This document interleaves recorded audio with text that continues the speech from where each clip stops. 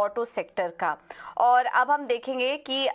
1 जनवरी को ऑटो बिक्री के आंकड़े भी आने वाले हैं। वैसे तो रविवार है, मार्केट बंद रहेगा, लेकिन 1 और 2 तारीख के बीच में ऑटो बिक्री के नंबर यूजुअली हम देखते हैं। और दिसंबर महीना कैसा रहा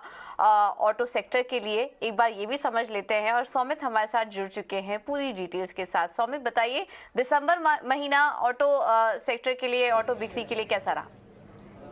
अगर हम पैसेंजर व्हीकल्स की बात करते हैं जिसमें आ जाता है मारुति, महिंद्रा और महिंद्रा जैसे कंपनीज, तो उनमें अगर हम देखें तो जो मंथ ऑन मंथ बेसिस पे अगर हम देखते हैं तो करीब 4 to 9% का डिक्लाइन एक्सपेक्टेड है on a month on month basis. जैसे कि आप देख सकते हैं टाटा मोटर्स में करीब 5% का, बट मंथ ऑन मंथ जो डिक्लाइन है वो इस कारण भी हो सकता है क्योंकि पिछले महीने में थोड़ा बहुत फेस्टिव सीजन के ऑर्डर्स आ रहे थे और दिसंबर महीने में वो ऐसे ऑर्डर्स नहीं थे, तो थोड़ा हाई बेस होने के कारण ये मंथ ऑन मंथ दिखला है। बट ईयर ऑन ईयर अगर हम देखें तो M&M और टाटा मोटर्स में करीब 25 to 43% का ग्रोथ देखने में मिल रहा है और मारुति में हल्का सा 6% का डिक्लाइन। अब अगर हम सीवी सेगमेंट की बात करते हैं जो कि कमर्शियल व्हीकल सेगमेंट आता है, उसमें जो कंपनीज है उसमें आयशर मोटर्स का जो आउट परफॉर्मेंस हमें क्लियरली देखने मिलेगा पीएस के सामने। अगर आप देखें तो आयशर, टाटा मोटर्स और अशोक लीलैंड में Eicher 13% month on month grow कर रहे हैं और टाटा मोटर्स और अशोक लीलैंड में सिर्फ 1 to 2% की ग्रोथ एक्सपेक्टेड है। अब टू व्हीलर्स की अगर हम बात करते हैं तो उसमें अगर हम देखें तो टीवीएस और आयशर मोटर्स में जो ड्रॉप देखने को मिल रहा है और मंथ ऑन मंथ बेसिस वो सबसे ज़्यादा है,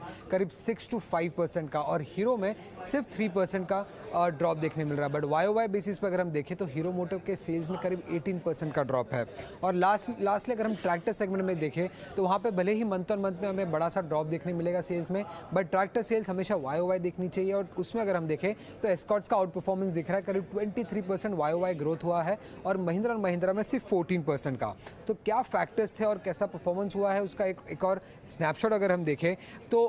डिमांड जो था पीवी और सीवी सेगमेंट के लिए वो बेटर था, बट टू व्हीलर्स की अगर हम बात करें तो वहाँ पे वीकनेस देखने को मिली और इसका कारण एक रूरल डिमांड में वीकनेस होने के कारण भी टू व्हीलर सेल्स थोड़े बहुत नीचे थे।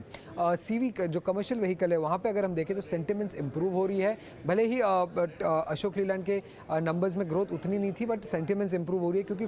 फ्लीट यूटिलाइजेशन लेवल्स जो है वो करीब 78 to 80% पे चल रहे हैं और फ्रेट रेट्स भी करीब 1.5 to 2% से हायर है अभी। और मारुति सुजुकी की अगर हम बात करें जहाँ पे हमें एक हल्का सा डिक्लाइन दिख रहा था, वो इस कारण भी था क्योंकि एक रेगुलर मेंटेनेंस शटडाउन था कंपनी के प्लांट में और इस कारण थोड़े बहुत डिस्पैचेस कम थे और इसलिए नंबर में हमें थोड़ी बहुत वीकनेस दिख रही थी। और आखिर में अगर हम देखें तो टू व्हीलर ईवी जो रिटेल सेल्स थे उसमें करीब 5% की ग्रोथ देखने को मिल रही है इंडस्ट्री में दिसंबर महीने में, जो कि हल्की से ज़्यादा है नवंबर महीने से, जहाँ पे हमें करीब 4% की ग्रोथ देखने को मिली थी ऑन अ वाई बेसिस।